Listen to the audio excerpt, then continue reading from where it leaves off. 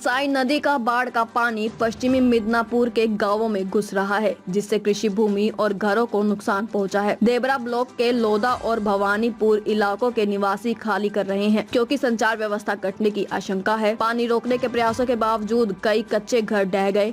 प्रभावित लोगों की सहायता के लिए अधिकारी राहत शिविर लगा रहे हैं।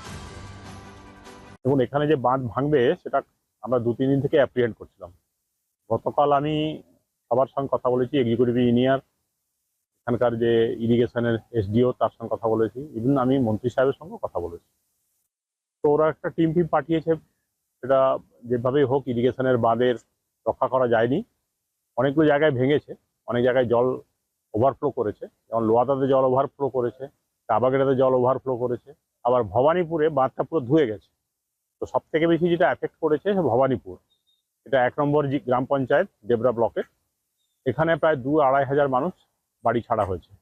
এখন যেটা হয়েছে তাতে আমি ডিএম সাহেবের সঙ্গে, বিডিও সাহেবের সঙ্গে এবং পিএইচির সঙ্গে কথা বলেছি। তারা খাওয়ার ত্রাণের ব্যবস্থা আর জলের ব্যবস্থা করছে। পাটনা হাই স্কুলে আমরা ত্রাণের ব্যবস্থা করছি। ওখানে ওদের 2-2.5 হাজার মানুষ বললাম মাইকিং করে, যারা বাড়ি ছাড়া আর কি, বাড়ির মধ্যে যাদের বাড়ি পড়ে গেছে বা বাড়িতে ঢুকতে পারছে না, তারা ওখানে নিয়ে এসে আমরা খাওয়ার ব্যবস্থাটা আর জলের ব্যবস্থাটা আপাতত করছি। তারপরে নেক্সট যেটা আছে, আমাদের ত্রিপল লাগবে, ওষুধ লাগবে, যাতে কোনো রোগ ফোগ না ছড়ায় সেগুলো লাগবে। আর ইমার্জেন্সি বেসিসে যখন একটু জলটা কমবে বাঁধটা দিতে হবে। তার কারণ হচ্ছে বাঁধ না দিলে আবার যদি বৃষ্টি হয়, বন্যা হয়, তখন আবার আটকানো খুব মুশকিল হয়ে যাবে। সেই জন্য ওটা বাঁধটাও বাঁধা দরকার। ক্ষোভটা রয়েছে, মানুষের প্রচণ্ড ক্ষোভ রয়েছে, আপনিও দেখলেন। কারণ মানুষের বাড়িতে জল ঢুকে গেলে, বাড়ি যদি পড়ে যায়, জনজীবন যদি বিপর্যস্ত হয়, তো মানুষের ক্ষোভ থাকবেই।